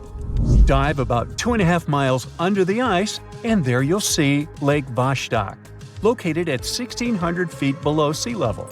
This lake is 155 miles long and 31 miles wide at its broadest point. With an average depth of 1,400 feet, It's also the world's sixth largest by volume. It's like an underwater city with lofty pillars and deep basins. The secret lake was discovered in 1993, yet it had been waiting to be found down there for over 2,000 years, collecting ancient secrets. In 2012, scientists drilled through the ice, creating the longest ice core ever. They pierced the ice all the way to the lake's surface. The year 2013 brought an unexpected twist when the tranquil waters erupted during the extraction of an ice core, mixing with drilling fluids. Then they got a pristine water sample in 2015. Some believe there might be previously unknown life forms down there, since it's a fossil water reserve that's been untouched for millions of years. That could be a lot like those speculated ice-covered oceans on moons like Europa and Enceladus. It all started with a theory in the 19th century, suggesting fresh water lurking under Antarctic ice sheets. Then, in 1955, seismic soundings hinted at a subglacial lake, and by the 90s, satellite data confirmed Lake Vostok's existence. Now, Lake Vostok isn't alone. In 2005, they found an island in the middle of the lake. Then, two smaller lakes joined the party. They suspect that a secret network of subglacial rivers might link these lakes.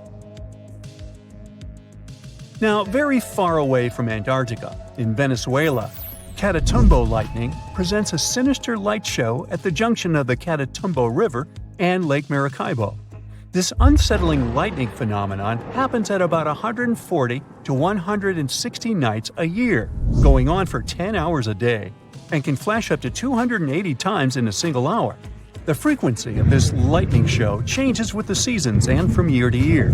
There was a break between January to March in 2010, causing a bit of worry that it might vanish forever.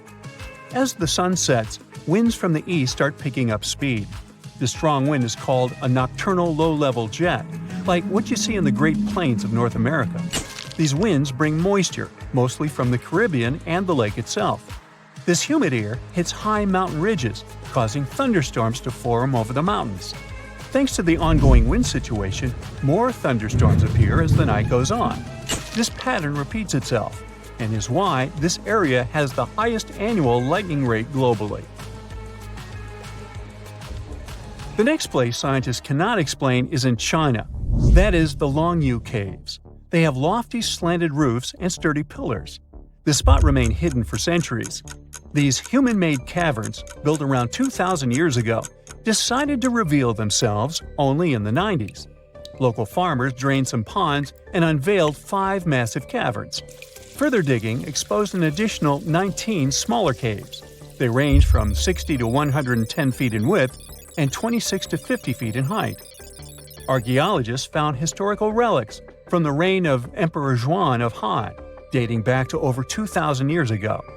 Now, how did these caves survive for more than 2 millennia without falling apart? No ancient records explain the way they were crafted either. The walls show chisel marks, hinting at some layer-by-layer chiseling action, but the exact construction process is still a head-scratcher. Before we get into the reason why and how there are pyramids all around the world, let's talk about some of the examples. I'll start with the Pyramid of the Sun in Mexico. These folks really knew how to build a city. Their well-planned urban center spanned over 7 square miles and boasted several pyramids. But the Pyramid of the Sun is the most impressive. This giant pyramid was built way back in 100 CE and is one of the biggest structures of its kind in the whole Western Hemisphere. It's so big that it's 216 feet high above the ground. If you ever find yourself in this ancient city, you won't be able to miss the Pyramid of the Sun. It's right there on the east side of the Avenue of the Dead, the city's main north-south street. To build this incredible pyramid, around 1 million cubic yards of material were used, including a special kind of red volcanic rock called hued tezontle. Impressive, huh? We don't know too much about the people who built the Pyramid of the Sun or its purpose. But archaeologists believe there was once a temple on top of it. When explorers went below the pyramid in the 1970s, they found a bunch of cool tunnels and chambers. In 2011, they even found a secret stash of clay pots, obsidian pieces, animal bones, human figurines, and a mask. Who knows what other secrets the pyramid is hiding? If you decide to see this one, you must climb the pyramid using the 248 uneven steps on the west side. Watch your step. Sudan got some pyramids too. Nubian pyramids aren't as big as the ones in Egypt, but they still got around 200 of them. These ancient pyramids have been home to the tombs of the pharaohs of the Meroitic Kingdom for almost 1,000 years, who ruled Egypt from Nubia to the Mediterranean Sea. The pyramids at Meroe were constructed using granite and reddish sandstone. Oh, and did you know that Sudan has more ancient pyramids than Egypt? The Kushite pyramids depict the indigenous architecture and burial traditions of Nubia's Napata and Meroe kingdoms, which ancient Egypt influenced. Meroe, the burial site of over 40 queens and kings, is the most extensive Nubian pyramid site. The tomb walls depict mummified royals bedecked in jewelry, their wooden caskets containing bows, quivers of arrows, and other artifacts pointing to the Meroitic relationship and trade with Egyptian and Greek civilizations. So if you're looking for some ancient tombs to explore, you may consider skipping the crowds in Egypt and heading on down to Sudan. Let's fly to Iraq to see some more pyramids. Ziggurats have fancy receding layers and tiered temples.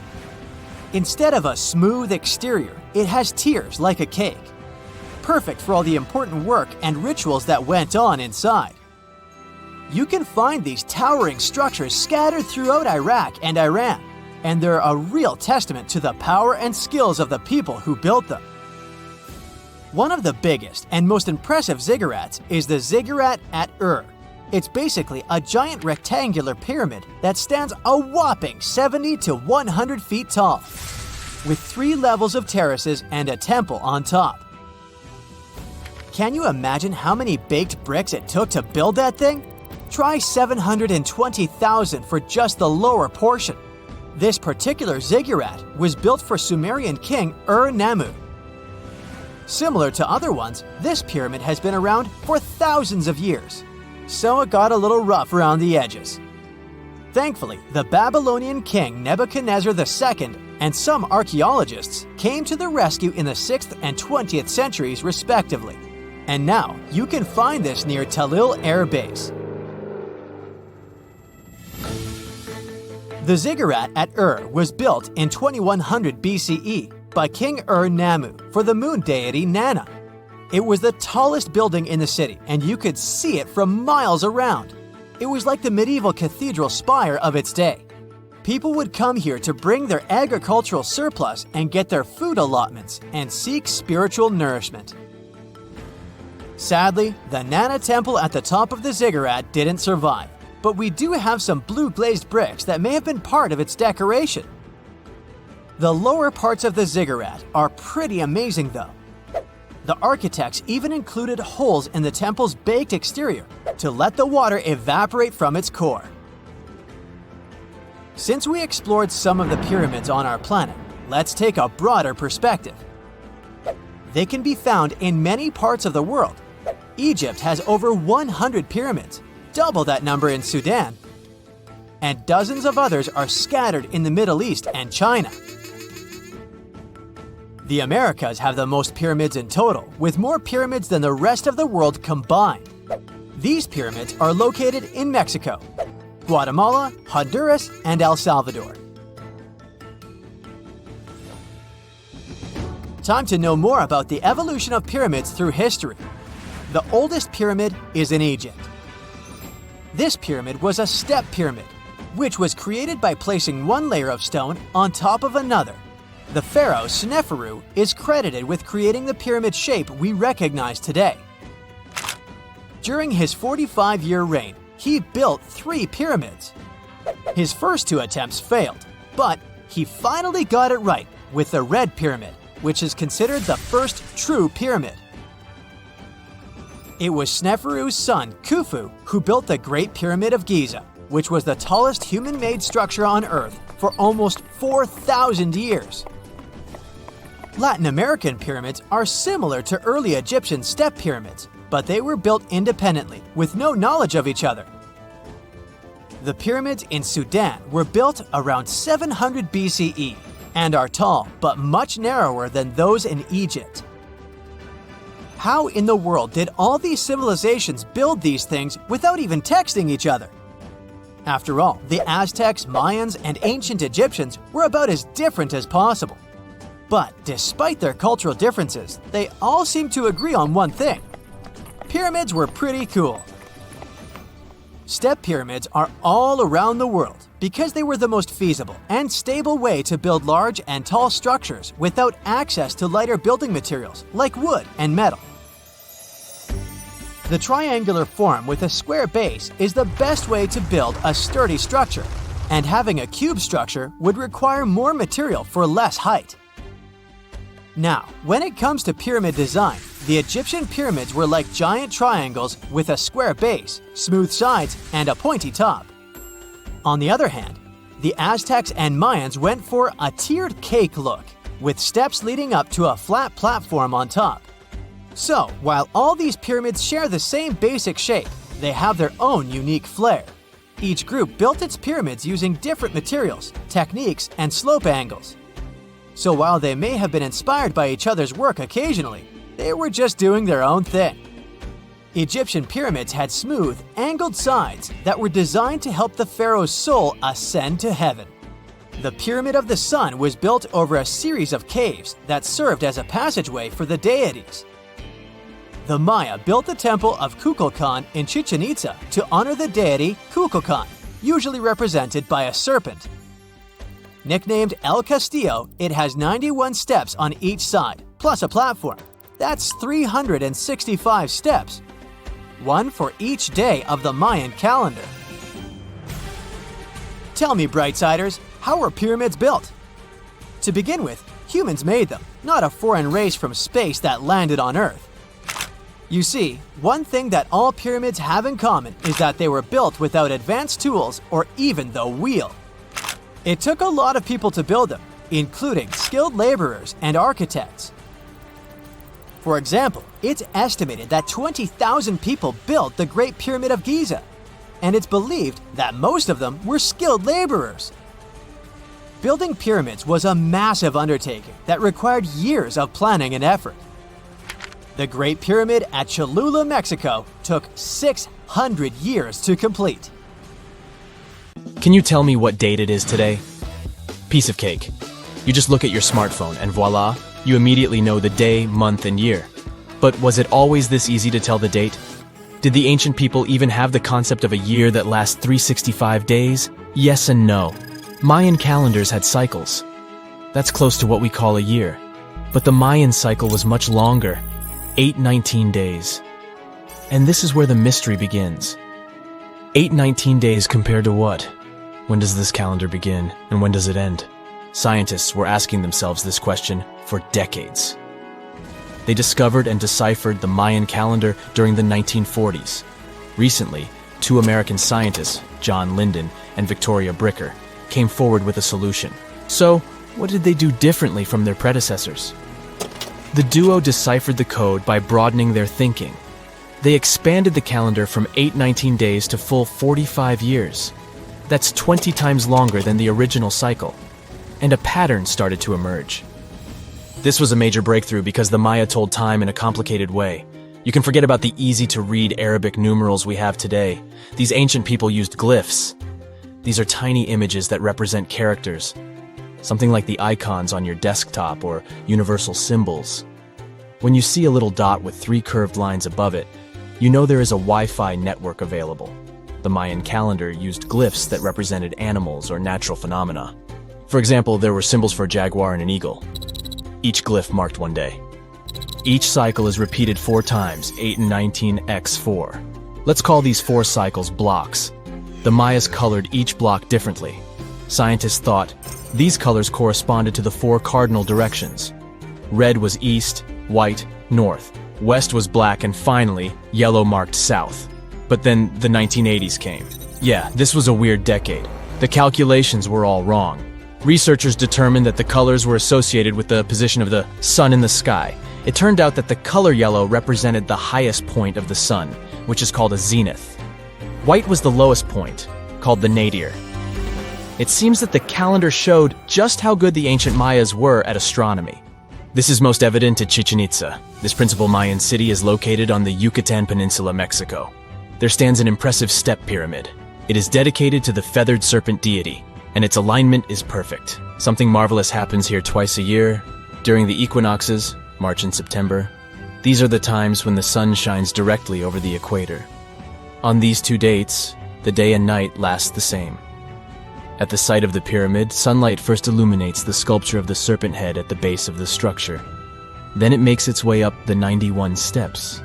This creates the illusion that a snake is slithering down the pyramid.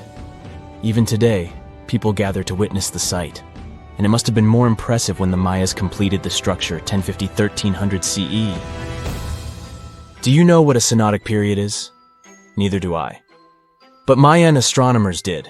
A synodic period is the time that passes before a stellar body does a full lap. For example, this is the period between two full moons.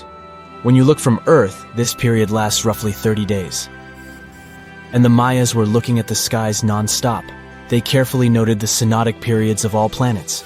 From Venus to Saturn, these ancient astronomers kept records of nearly all celestial bodies. But what does this have to do with their calendar? The American researchers' calculations revealed the link. Let's take the planet closest to the sun as an example, Mercury.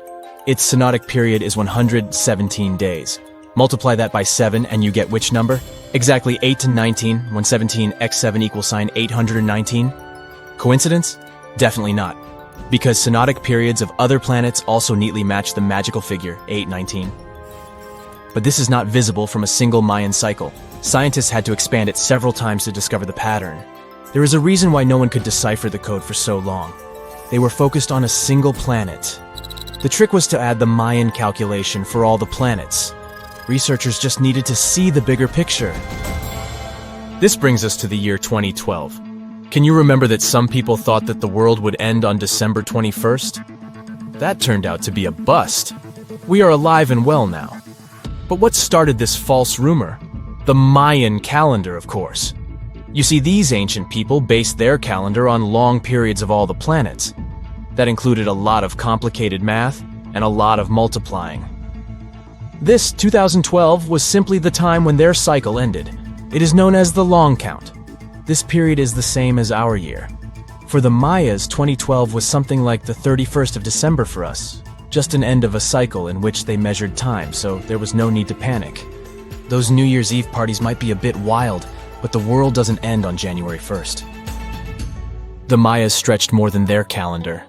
Rubber was the name of the game. Yes, you've heard it correctly. These ancient people were making different grades of rubber 3,000 years before one famous American did, Charles Goodyear. They would extract natural latex from the rubber tree. This is a milky substance that can be turned into rubber. And they weren't the only ones.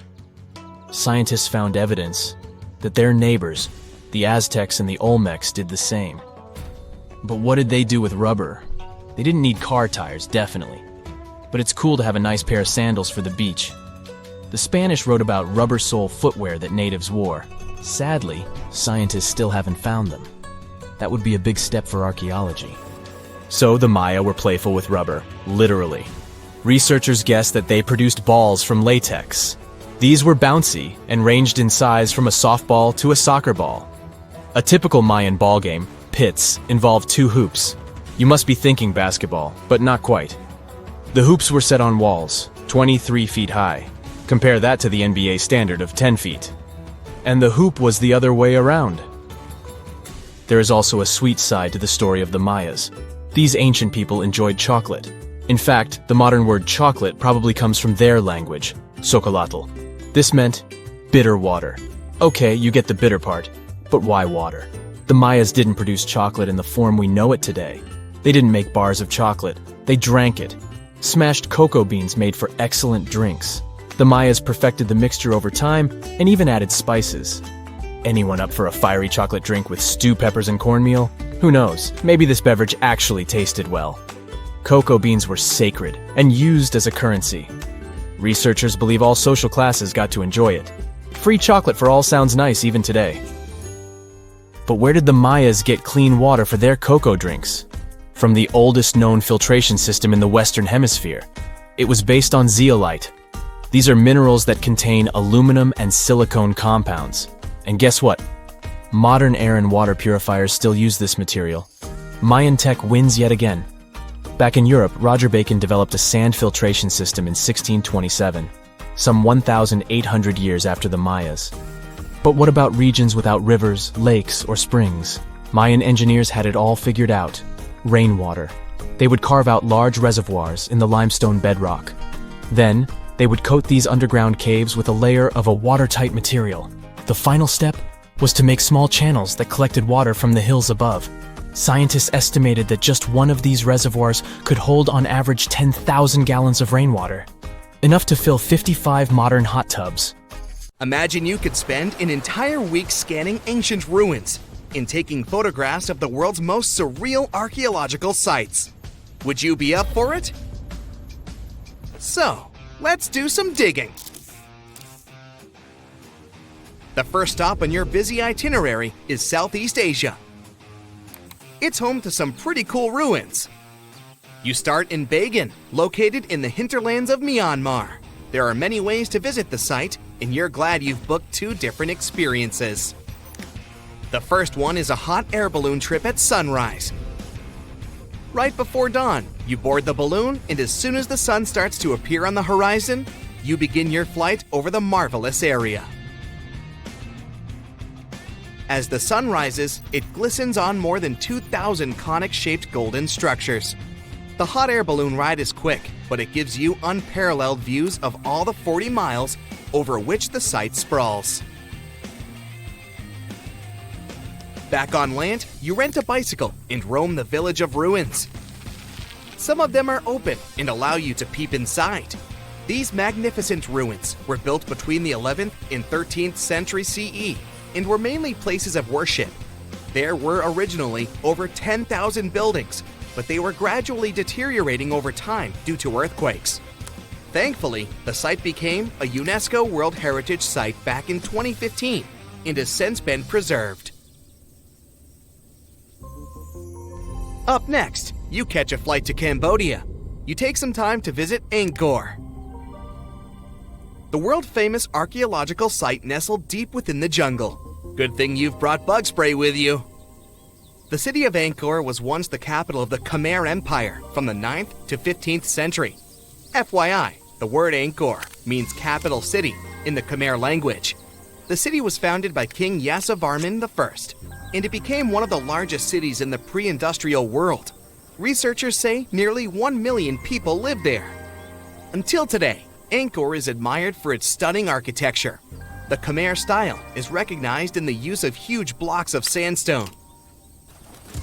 The towers are believed to have been once decorated with gold. But today, the site is a maze of vine-covered temples. The city was abandoned in 1431 and wasn't rediscovered until the 1840s. Oh, and just so you know, this is also a UNESCO Heritage Site. It became one in 1992, in case you want to brag to your friends about your culturally rich adventures in the future.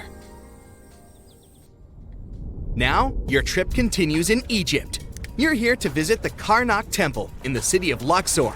You opt for the most unusual way to get to Luxor. That is, a boat ride down the Nile River. Leaving Cairo, you head south until you reach the famous ancient city. Luxor was once the capital of Egypt and a true hub of power and wealth. That is why the Karnak complex is such a great archaeological site. You choose to visit it at night, and still at the entrance, you are struck by the site's beauty. In the evening, artificial lights cast a golden glow on the temple statues and stone columns. The temple is huge and was built mainly around the 18th and 19th centuries BCE. Each Egyptian pharaoh from that period left their own architectural mark on the site. The highlight of this tour is taking a walk through the Avenue of Sphinxes and discovering the Great Hypostyle Hall. This hall is filled with towering pylons, and solid sandstone columns, a true wonder. From Egypt, you head down to Jordan. Now, if you like terracotta landscapes, you've come to the right place. The city of Petra is a marvel of the ancient world. Located in Jordan's desert, the city was a commercial hub back in the 4th century BCE.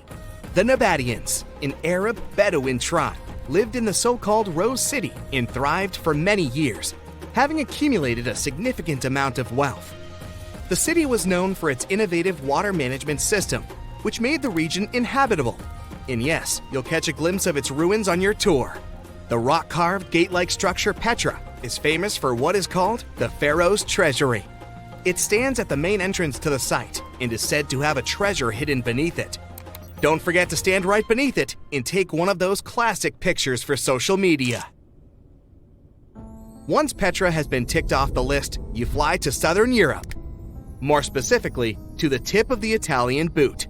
You have a day trip scheduled to visit the ruins of Pompeii.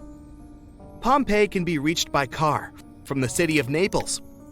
It's home to the eerie yet well-preserved ruins of a city that was once engulfed by lava.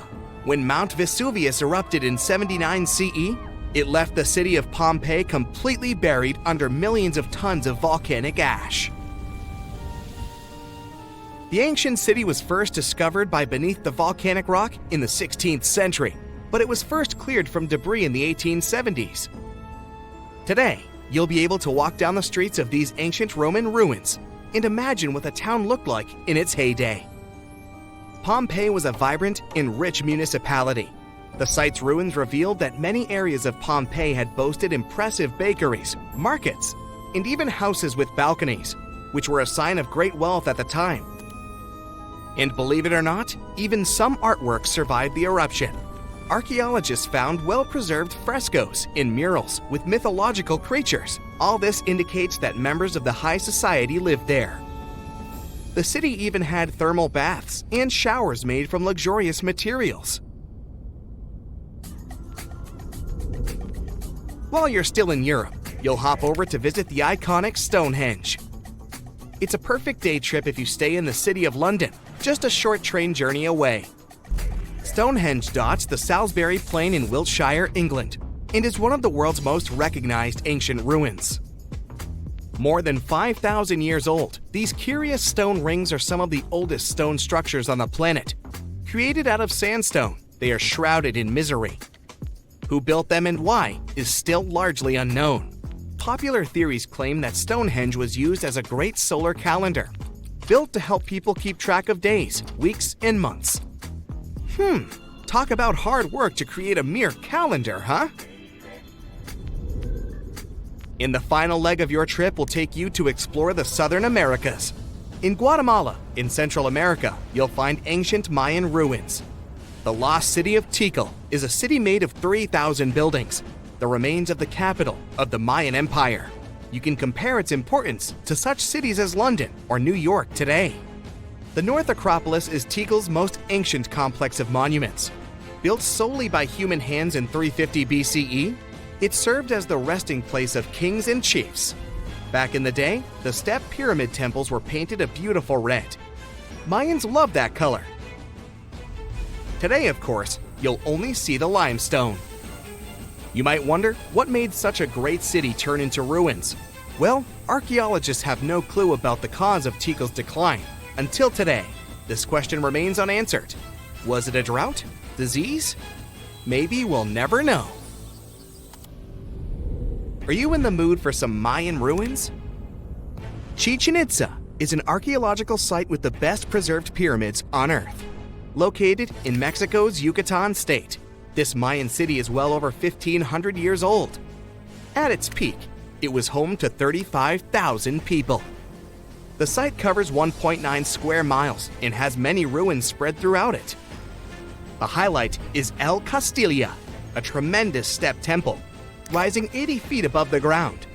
Its most peculiar feature is that it has 91 steps on each of its 4 sides, including the upper platform, which makes for 365 steps, the same as the number of days in the solar year. Phew, what an intense trip. Time to head home now and soak it all in. See you next time!